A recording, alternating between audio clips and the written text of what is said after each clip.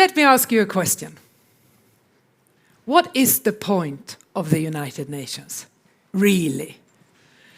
Isn't it just a dinosaur of an institution, a relic from the past, when people still wrote with fountain pens and smoked in meeting rooms?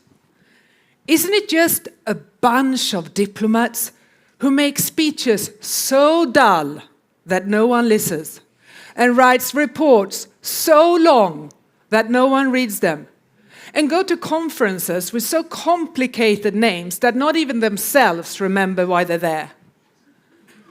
And look at the state of the world. I mean, really, what is the point of the United Nations? That's what some people say. But let me tell you, the UN is so much for so many that don't even know about it. Maybe also for you. I bet you that since you woke up this morning, you've made use of maybe 15 different UN conventions and frameworks. And you didn't have to go to any of those conferences or read any of those reports. It was all provided. Let me start with your coffee. Did you take milk? If so, that milk was probably safe due to the fact that the government is confirming with the Codex Alimentarius provided by Food and Agriculture Organization and WHO. The coffee itself may well have come from one of the farms up here in northern Thailand that was started many years ago with the support of UNODC or UNDP in order to allow farmers to move from opium to cash crops and coffee. Did you have cereal, toast? The grains were probably traded internationally in line with the frameworks that make sure that we keep fertilizers and pesticides in check so that they're safe for both human and nature, also in line with UN regulations. Even the label of the jam jar, you know, that microscopic font that no one over 35 years old can read without glasses, even that is thanks to the UN. And how did you get here? How did you get here today to beautiful Chiang Mai? Did you fly?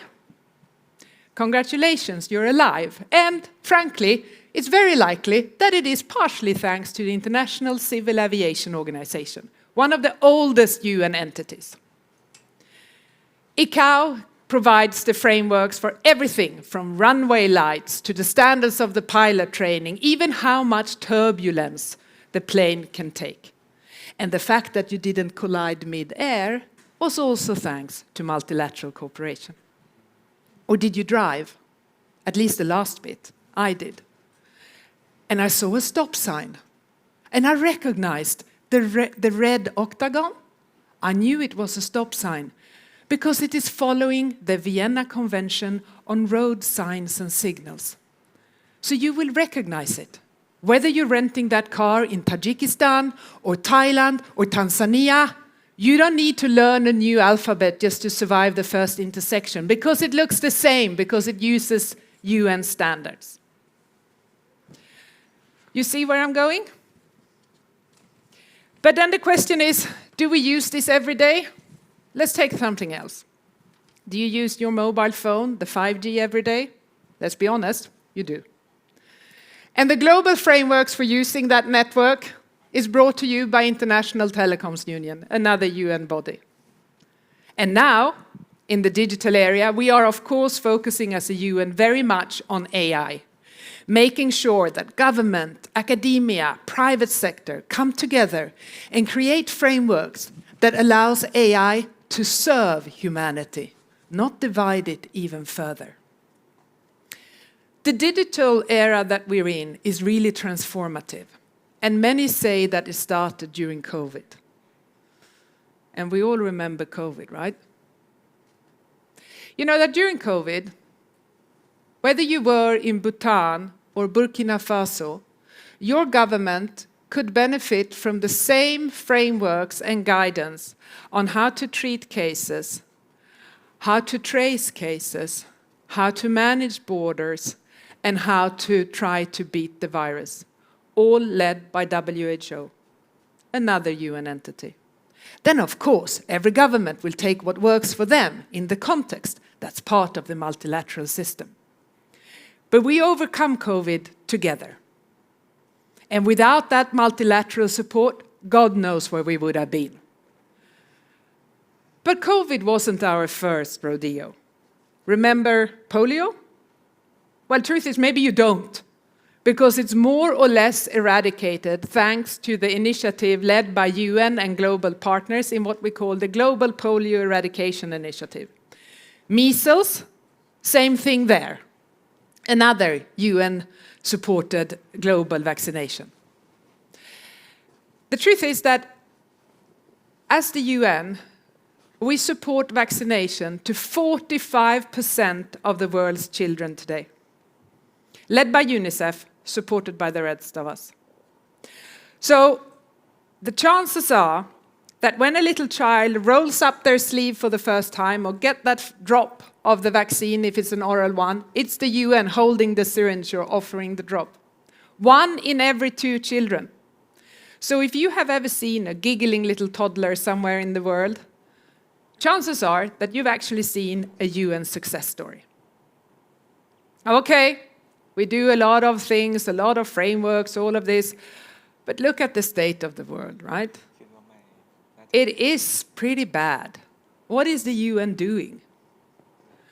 Every year, we're delivering humanitarian assistance and support to 115 million people.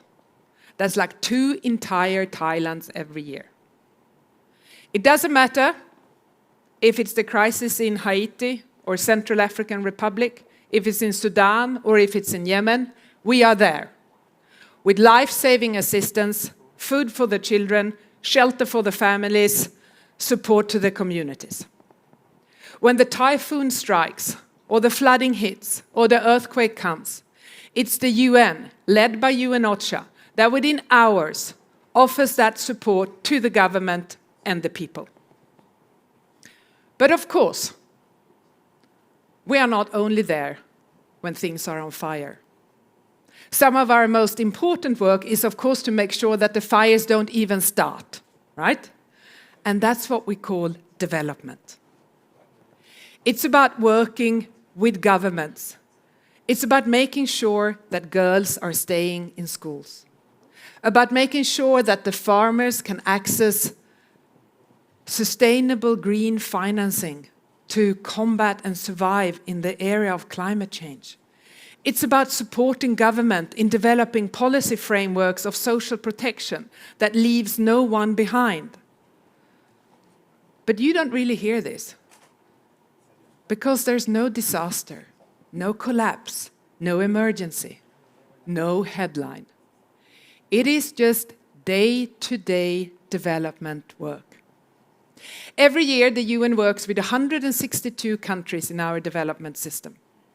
162 countries and territories. But let me be very clear. Development is not charity. Development is investment. It's investment in peace and prosperity every day.